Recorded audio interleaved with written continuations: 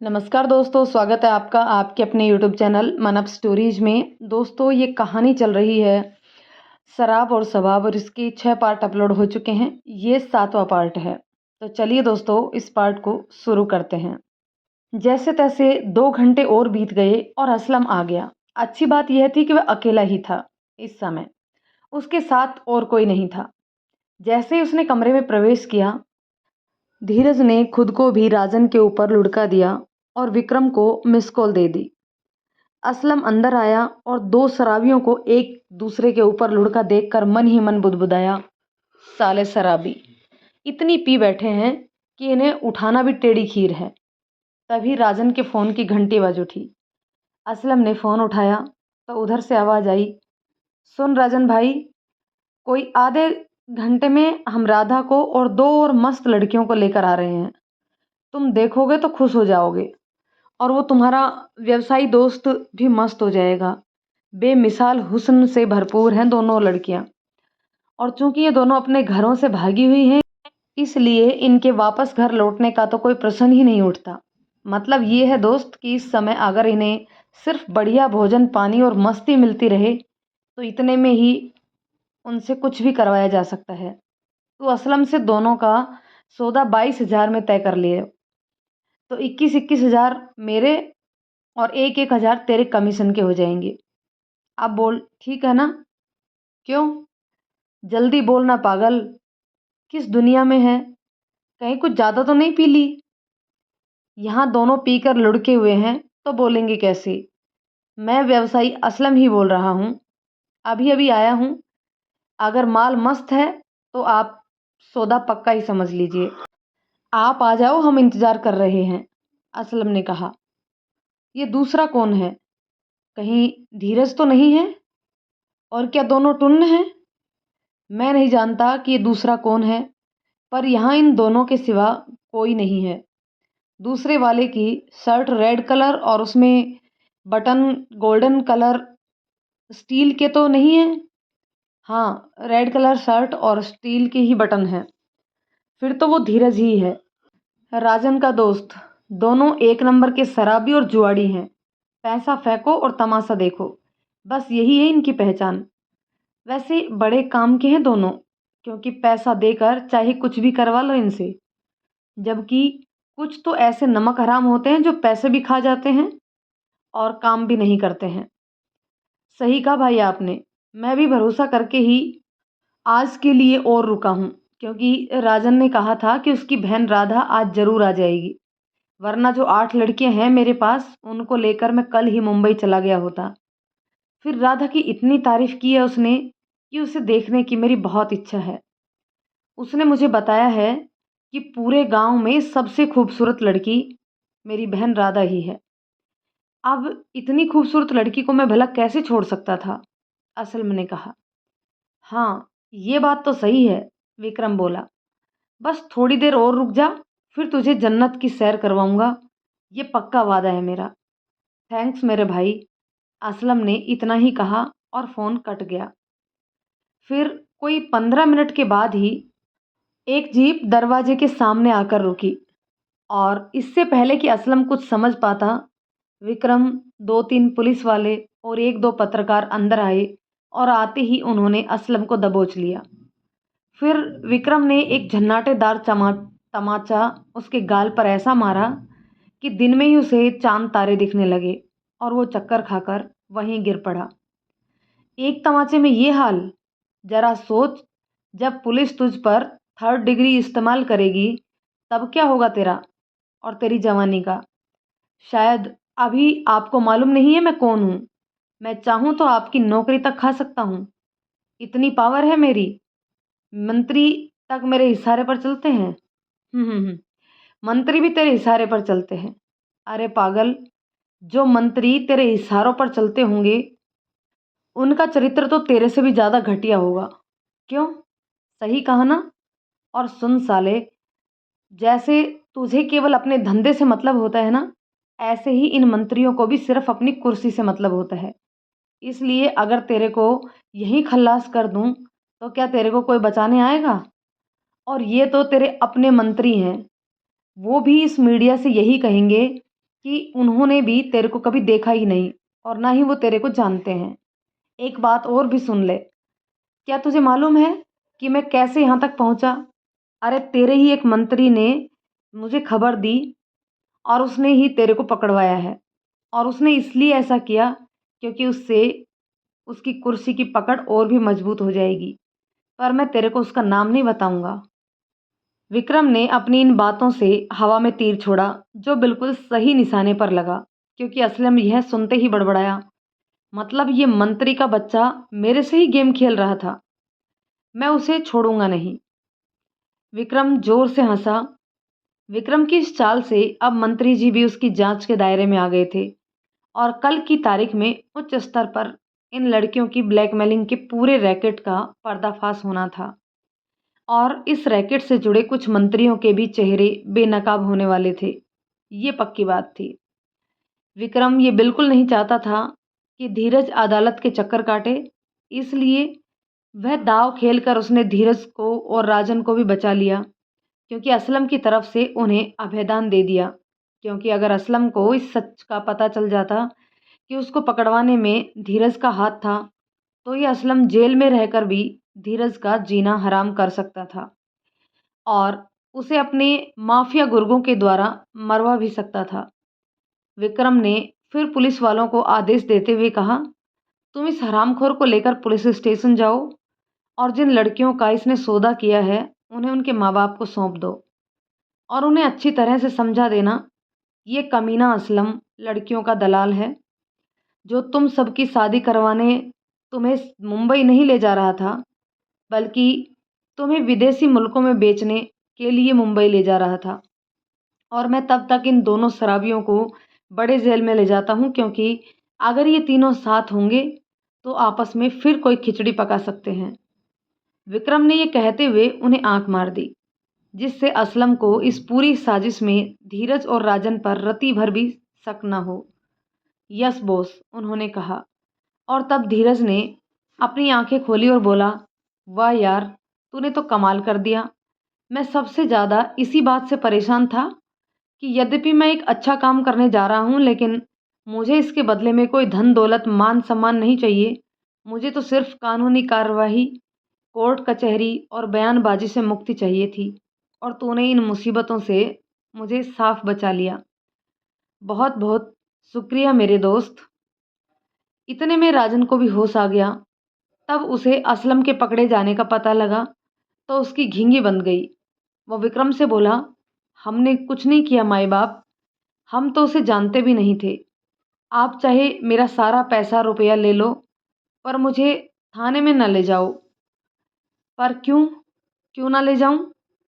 तूने भी तो अपनी बहन का सौदा किया था ना इससे, और तूने ही बुलाया था ना इस असलम को यहाँ। क्यों? सही कहा ना? विक्रम ने रोबदार आवाज में राजन से कहा। अरे साहब, काहे इस गरीब आदमी को सताते हो? छोटी मोटी दुकान है बेचारे की, किसी तरह अपना पेट भरने भर का कमा लेता है। गरीब आदमी है, थोड़े पैसों के लालच में भटक गया होगा, अब ऐसी गलती नहीं करेगा। आप छोड़ दो इसे, मेरी गारंटी पर, धीरज ने नाटक करते हुए विक्रम से कहा। ठीक है, तेरे कहने पर इसे छोड़ देता हूँ। फिर राजन को देखकर बोला, देख, छोड़ तो दिया है तुझे आज, पर यह बात हमेशा तेरे को याद रहे कि खुफिया पुलिस की नज़र में तू आ चुका है, इसलिए आगे से भूल कर भी कुछ गलत करने की कोशिश न करना। कभी कोई गलत काम नहीं करूँगा माई बाप, राजन ने लड़खड़ाती हुई जुबान में कहा। ठीक है, ये कहकर विक्रम धीरज के साथ बाहर आ गया। तभी धीरज ने विक्रम से कहा, यार 2 मिनट रुक, मैं अभी आता हूँ। और तब फुर्ती से अंदर आकर उसने राजन से कहा, तुझे मालूम है ना, ये पुलिस वाले किसी शराबी जुआड़ी के पास कभी एक पैसा भी नहीं छोड़ते, सब छीन लेते हैं। और तेरे पास तो लगभग 25,000 रुपये थे, ये सारे रुपए तो तेरे जाते ही, और ये भी तुझसे पूछा जाता कि ये इतने सारे रुपए तेरे पास आखिर आए कहाँ से। और जब उन्हें ये पता लगता कि इन रुपयों से तूने अपनी बहन का सौदा किया है, तो क्या हश्र होता तेरा, मालूम है तुझे? ये कोई छोटा मोटा नहीं, बल्कि बहुत बड़ा अपराध है, जिसके कारण कई साल तक तू जेल की चक्कियां पीसता। पर खुदा का शुक्र मना कि इत्तेफाक से ये खुफिया पुलिस अधिकारी विक्रम मेरा दोस्त निकला और मेरे कहने पर इसने तुझे छोड़ दिया। और एक बात और सुन ले, इस पुलिस वालों ने तेरी तलाशी भी ली थी, पर उन्हें कुछ नहीं मिला तेरे पास, क्योंकि तेरी जेब से सारे रुपए मैंने पहले ही निकाल लिए थे। मतलब तेरे रुपए भी बच गए और जेल जाने से भी तू बच गया। पर आगे से अब कोई गलत काम करने की जुर्रत मत करना, और राधा के बारे में तो सपने में भी कुछ गलत करने की मत सोचना, वरना लंबे से तू जाएगा। और देख दोस्त, मैं भी तेरे को माफ़ कर दूंगा, पर राधा इतनी गुस्सा है तुझसे कि पुलिस के आगे तेरी इस हरकतों का सारा चिट्ठा खोल देगी। लेकिन मैं उसे ऐसे नहीं करने दूंगा, क्योंकि तू जैसा भी है पर मेरा दोस्त है। और ये ले तेरे पूरे 25,000 रुपये। इन रुपयों को अपनी दुकान में लगाकर अब आगे से ईमानदारी से अपना काम करना, और शराब पीना भी छोड़ देना, क्योंकि विक्रम बाबू की नज़र जिस पर पड़ जाती है ना, या तो वो सुधर जाता है और या फिर सीधे एनकाउंटर में मारा जाता है। काहे कि बड़े अजीब है ये विक्रम बाबू। इनकी सोच ऐसी है कि शराबियों और लड़कियों के दलालों को जेल भेजकर तड़पाने के बजाय सीधे एनकाउंटर कर उन्हें मार देना ही ज़्यादा सही है। इतना कहकर और उसके हाथ में 25,000 रुपये के नोटों की गड्डी थमाकर धीरज तेजी से निकल गया। और राजन नोटों की गड्डियों को बहुत देर तक देखता रहा, और न जाने कितने ही चित्र विचित्र ख्याल उसके दिमाग में घूम रहे थे। इस समय उसका नशा हवा हो चुका था। इतनी देर लगा दी, क्या कर रहा था? विक्रम ने कहा, अरे यार, तुझे तो मालूम ही है कि ये राजन मेरी राधा का भाई है। अब जैसा भी है, पर उसका भी कैसे बुरा सोच सकता हूँ मैं। तो सोचा थोड़े अकेले में समझा कर आता हूँ उसे, ताकि वो लाइन पर आ जाए, और थोड़ा डरा भी दूं कि अगर कुछ ज़्यादा गड़बड़ की तो खैर नहीं। हाँ यार, बात तो सही है तेरी। इस दुनिया में पता नहीं कुछ लोग किस मिट्टी के बने होते हैं कि कुछ समझ में ही नहीं आता है कि आखिर उनके साथ किस तरह का व्यवहार किया जाए। पर फिलहाल तो मैंने तुम दोनों को ही इस पुलिस वुलिस और कोर्ट कचहरी के चक्करों से बचा लिया है। अब तुम लोग अपनी ज़िंदगी आराम से और मस्ती से जियो और ऐश करो, क्योंकि इंसान की खुशी ही इस दुनिया में सब कुछ है। यहाँ जो खुश रहते हैं और दूसरों को भी खुशी देने का प्रयास करते हैं, वही सबसे अच्छे होते हैं।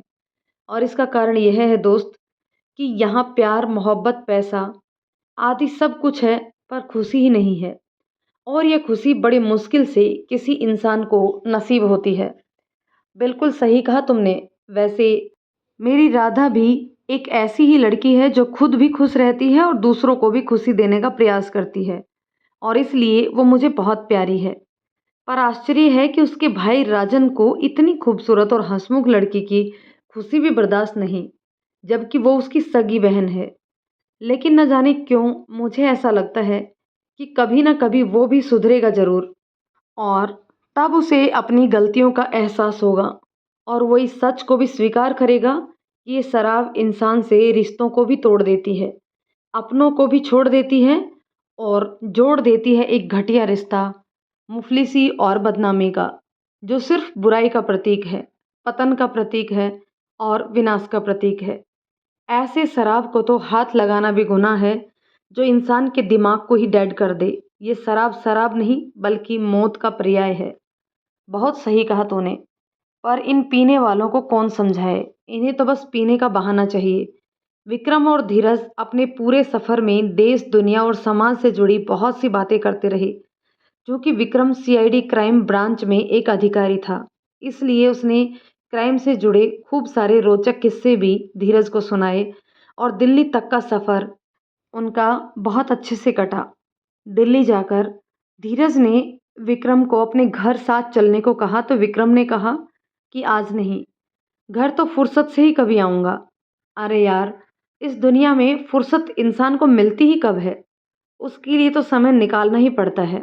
और आज तो सबसे बहुत अच्छा मौका है, क्योंकि मैं तेरे साथ हूँ, और वैसे भी पहले तू अपने घर जाएगा, फ्रेश होगा, फिर खुद से चाय और भोजन बनाएगा।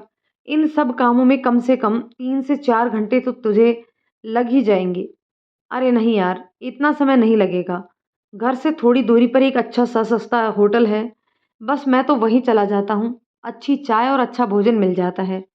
फिर अपनी ड्यूटी भी कुछ ऐसी ही है कि कब कहाँ जाना पड़ जाए कुछ पता ही नहीं।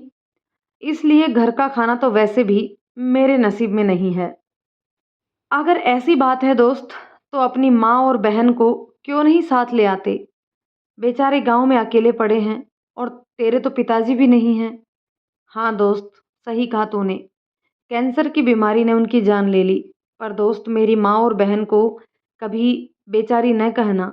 गांव में वो बहुत खुश हैं और स्वस्थ भी हैं। मेरे पिताजी की भी शायद अकाल मौत ना होती अगर उनकी नौकरी शहर में ना होती और शहर की घुटन भरी जिंदगी जीने को वो मजबूर ना होते।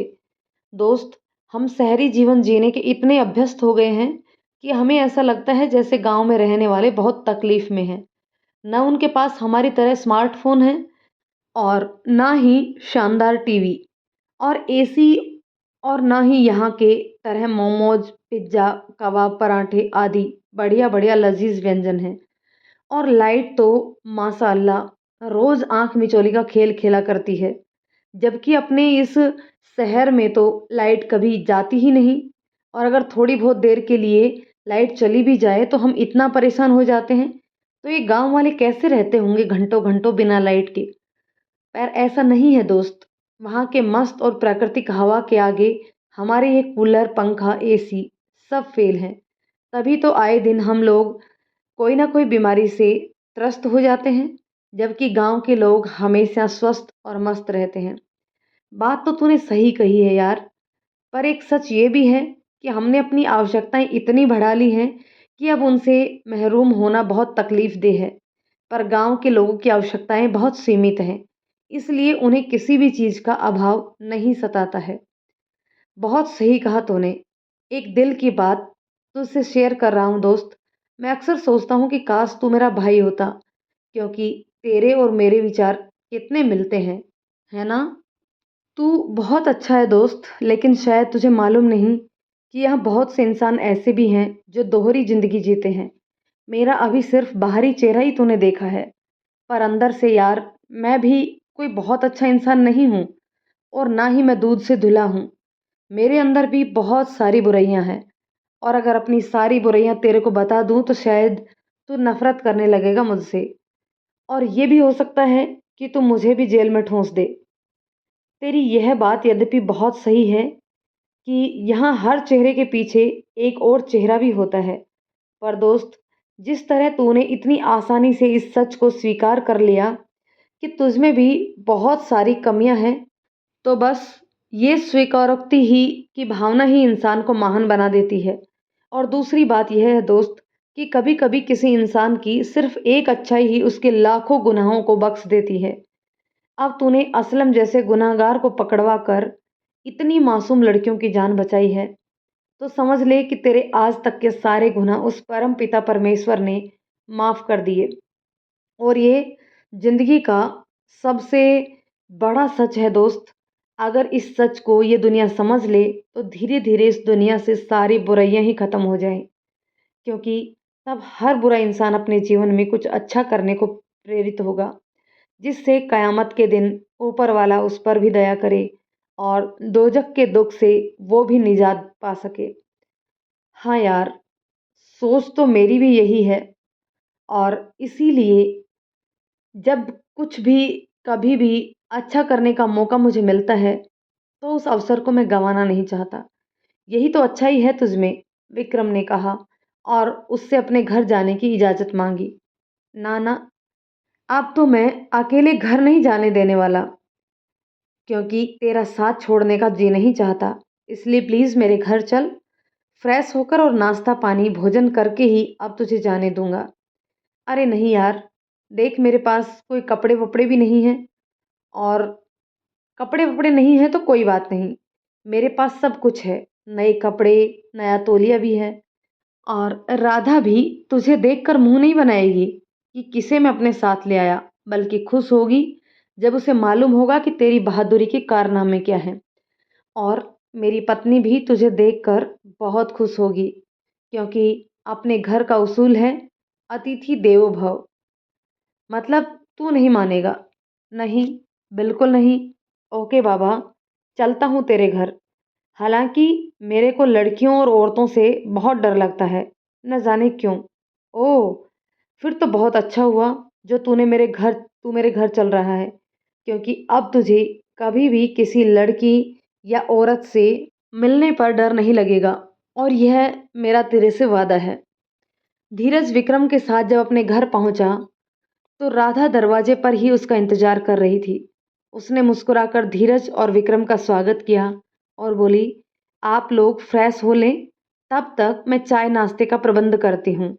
अरे नहीं यार, पहले सिर्फ एक चाय पिला दो, फिर नाश्ता पानी आराम से करेंगे, धीरज ने कहा। जी ठीक है, आप लोग आराम से बैठिए, मैं अभी चाय बना कर लाती हूँ, राधा ने कहा और किचन में चली गई। धीरज ने विक्रम को बाथरूम दिखाते हुए कहा, चाय आने से पहले तू फटाफट ब्रश कर ले, और तब तक मैं जरा रोमा से मिलकर आता हूँ। ओके। ओके दोस्तों, इस कहानी के इस पार्ट को यहीं रोकते हैं, मिलते हैं एक और पार्ट में। तब तक के लिए कहानी आपको कैसी लगी कमेंट करके ज़रूर बताइएगा। यदि कहानी पसंद आती है तो इसे लाइक शेयर कर दीजिए, और यदि चैनल पर नए हैं तो प्लीज़ चैनल को सब्सक्राइब ज़रूर कर लीजिए। मिलते हैं अगले पार्ट में, तब तक के लिए शुक्रिया।